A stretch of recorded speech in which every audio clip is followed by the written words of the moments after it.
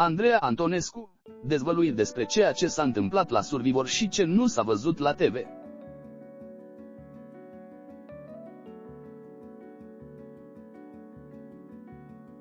Trebuie să ai un psihic foarte puternic pentru a rezista pe insulă.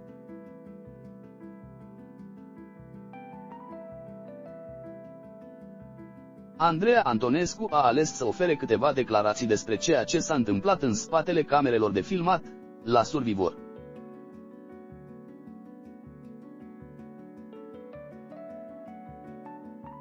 Artista a povestit în cadrul unui interviu despre ceea ce a trăit în Dominicană, dar și cum i-a schimbat această experiență viața, după ce a revenit acasă.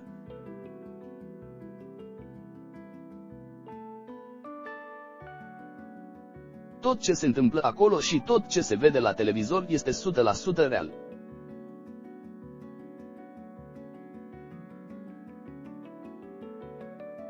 Andreea a ținut să precizeze faptul că nu este nimic regizat, de aici și reacțiile telespectatorilor, care trăiesc la cote maxime fiecare traseu, alături de concurenți.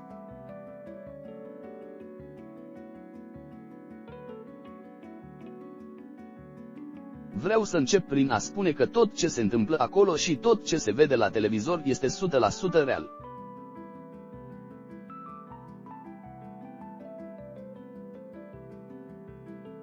A fost pentru prima dată când am realizat că, în realitate, trasele sunt mult mai mari decât se văd la televizor.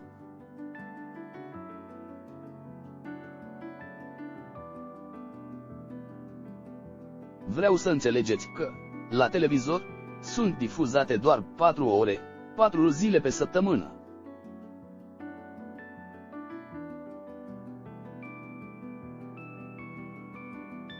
În condițiile în care noi stăm pe insulă 24 din 24, 7 zile pe săptămână, a povestit aceasta.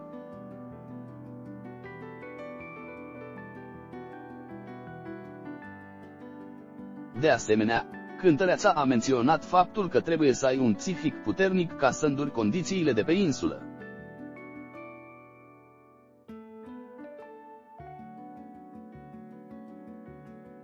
Care sunt, după cum arată și numele emisiunii, unele în care te lupți să supraviețuiești.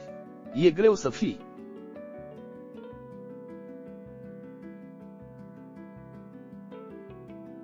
Doar tu cu gândurile tale, cu oameni pe care nu-i cunoști, să nu ai nimic, iar singurul lucru frumos pe care să-l aștepți în fiecare zi să fie apusul.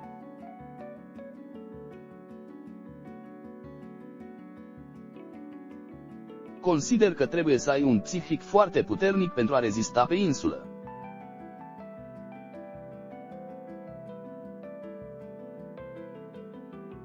Nu vă puteți imagina cum este să dormi pe scânduri, să nu ai dușuri, gel de duș, săpun, șampon.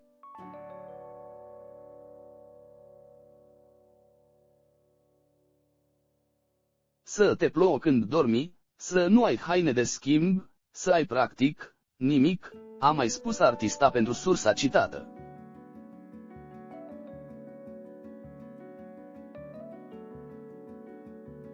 Andreea Antonescu, despre acomodarea după Survivor.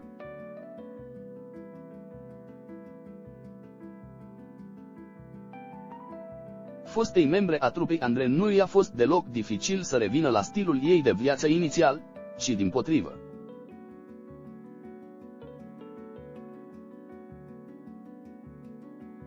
A continuat totul ca și cum nici nu ar fi lipsit o perioadă de acasă.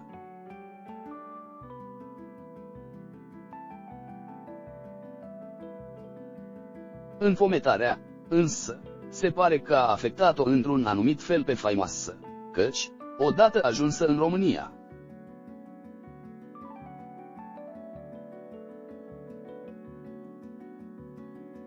când a început să mănânce ca înainte, a sesizat o schimbare în organismul ei, care a declanșat îngrășarea mai rapidă.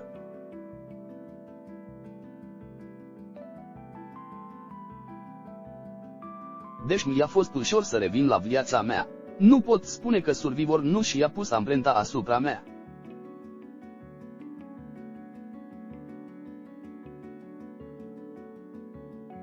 schimbări ale organismului am sesizat din primul moment în care m-am întors în România și am început să mănânc exact ca înainte.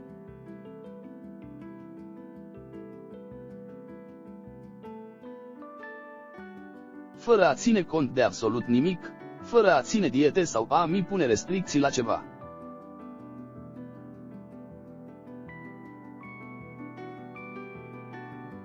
Nu mi-am dat seama o secundă că înfometarea pe care am trăit-o la Survivor poate avea repercusiuni atât de grave asupra organismului meu.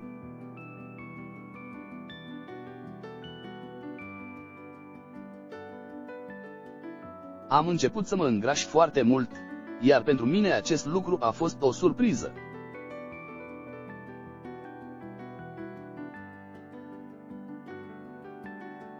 Cu toate acestea, Andreea nu a stat cu mâinile în sân și a încercat să-și schimbe stilul de viață.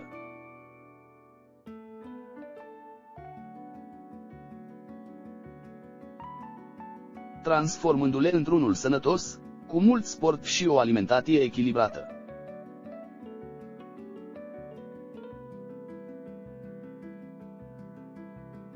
Am luat atitudine, bineînțeles, mi-am impus pentru prima dată un stil de viață sănătos.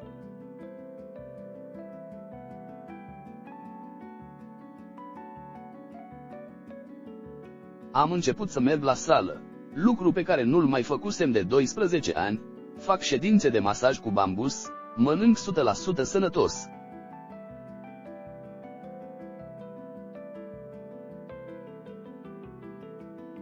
Spre marele meu noroc, toate acestea m-au făcut să revin la kilogramele pe care le aveam anul trecut.